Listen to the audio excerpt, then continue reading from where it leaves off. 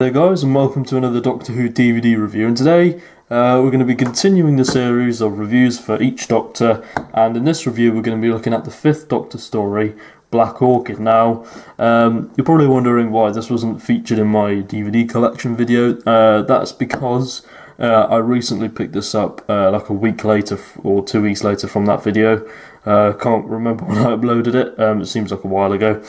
And I picked this up along with Frontios, and it seems like I'm reviewing all the very best stories. I didn't think the Dalek Invasion of Earth was that great, but overall I think I'm sort of reviewing some of the best stories. I will be reviewing stories that aren't amazing or bad, they're just sort of average, and this is one of them, I think, and it's Black Orchid. So let's start by taking a look at the sort of packaging of the product. So it's actually quite a nice cover. It's quite different from a lot of the other covers because it's very pink, and it does stand out on the shelf. Like I noticed a lot of the the season 19 stories, like the DVDs stand out really quite nicely on the shelf. Like they're quite colourful, all of them. And as the collection of the Fifth Doctor progresses, the covers, the spines start to get darker, much like his character. Really, his character did really get quite dark towards the end of his era. So yes, we got the Peter Davison years 1982-24. It's not a 2-disc set. It's only single disc. So here proves my point about the spine. It's quite nice. You got the Fifth Doctor icon there. We've also got some pictures and stuff, like the usual kind of layout of the DVDs. This one's written by Terence Dudley. I don't know what other stories have written. I should have really researched that before I did this video, but never mind. Then we've got the blurb, special features, which there's quite a few of actually, considering it's only a 1-disc set. And that's it on the back. So I'll read you the blurb, and it is: England, 1925. The TARDIS materialises on a quiet railway platform where the Doctor, Tegan and Adric and Nyssa soon discover that they are expected at an afternoon cricket match. And when the time travellers are invited to stay at Cranleigh Hall for a fancy dress ball, it isn't long before they uncover a terrible family secret: who is murdering the servants and why. A rare flower may hold the answer. Of course, the flower being the orchid. So yes, if you want to just pause the video so you can take a good look at the special features. I noticed the camera quality is decent enough so that it can pick up all the special features on there.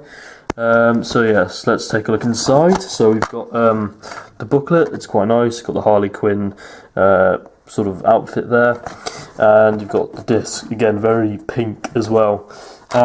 So yes, what are my overall thoughts on Black Orchid? I wasn't really sure what to expect because I'm basically at the moment I'm trying to collect all of the Peter Davison stories. I've only got about 6 left to collect, which is pretty good. The 2 box sets and the 5 Doctors and 4 to Doomsday. That's all I've got to collect, and then I may do a video on that at some point. But yes, it's a 2-part story, and it's quite a nice, quick two-parter. And it's I noticed a lot of the 2-parters in Doctor Who are actually quite enjoyable. Like I loved the Sontaran Experiment. I thought that was really good and really underrated. And this one took me by surprise actually, because I don't really know much about it. I bought it for completionist's sake, and I really enjoyed it. And I also enjoyed Frontios as well. I thought that was a really good story. So I bought 2 pretty good stories, which I was quite happy about.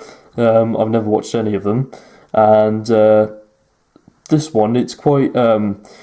It does actually get quite dark in places. There are quite a few dark themes I noticed, and the use of summery locations was nice, and it suited the time period of when I was watching this, because as you know, at the moment it's really quite sunny and really hot. Not so much now, but it was really hot at a period of time.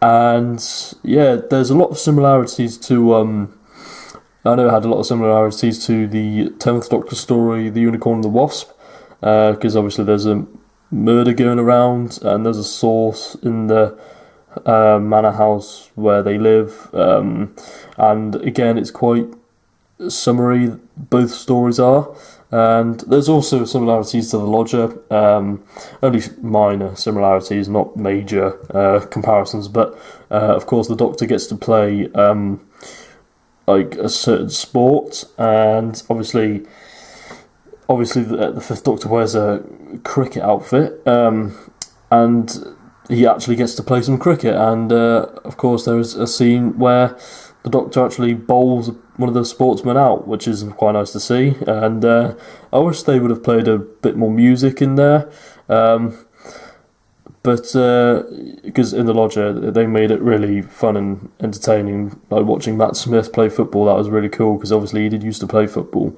until he had an injury or whatever, and it was just a really nice quick 2-part story. There's not really much of a threat going on, it's just it's like a misunderstood, there's no alien threat, it's just a family member who's a bit misunderstood, and the way the family member is defeated is actually quite dark, considering the summary location. It's quite a nice contrast, and yeah, the cast give decent performances, and of course it's the overcrowded TARDIS team. The Fifth Doctor companions I do find quite dull and boring and bland. Nyssa, I think she's quite boring. Adric, I know, annoys a lot of people. I don't mind him too much, I think he's alright. Who else have we got? Tegan. I know she gets on a lot of people's nerves because all she wants to do is go back to Heathrow. And to be honest, I don't mind her. I don't mind any of the Fifth Doctor companions, really. I didn't used to like Turlough very much, but he's grown on me quite a bit. But yeah, Peter Davison gives a nice cheery performance, and to be honest, season 19 I think is quite a good season. I haven't watched every single story, but there are a couple of duff stories like Castrovalva in there, and I've heard Forward to Doomsday isn't meant to be that good, but I'm looking forward to watching that story, because I've heard a couple of people say it's really good, but yeah, it's just an alright story, really. There's nothing really special about it, apart from the fact it was just a nice, enjoyable, quick watch. If you're bored on a Sunday afternoon or whatever, and it's raining, then this might be a nice one to look into. And like I said, it's only 2 parts, so it doesn't drag at all. And I think the writer did a good job of what he was working with, and it's nice to see the Fifth Doctor play cricket. So his outfit costume does have some meaning, apart from the celery. But I don't mind the celery. I know that people that think it's really stupid, but I don't mind it at all.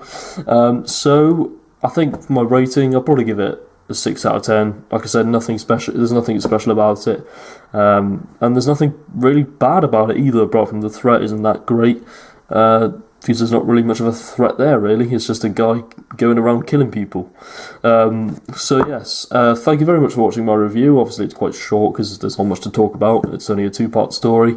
I think my next review is going to be of Attack of the Cybermen, because I haven't reviewed that on this channel. So yeah, I'm quite looking forward to that. So yes, thank you very much for watching. Comment down below, tell me what you thought of Black Orchid, if you've seen it, or if there are any other Fifth Doctor stories that you really enjoy. Please comment them down below. So yes, thank you very much for watching, and I shall see you soon.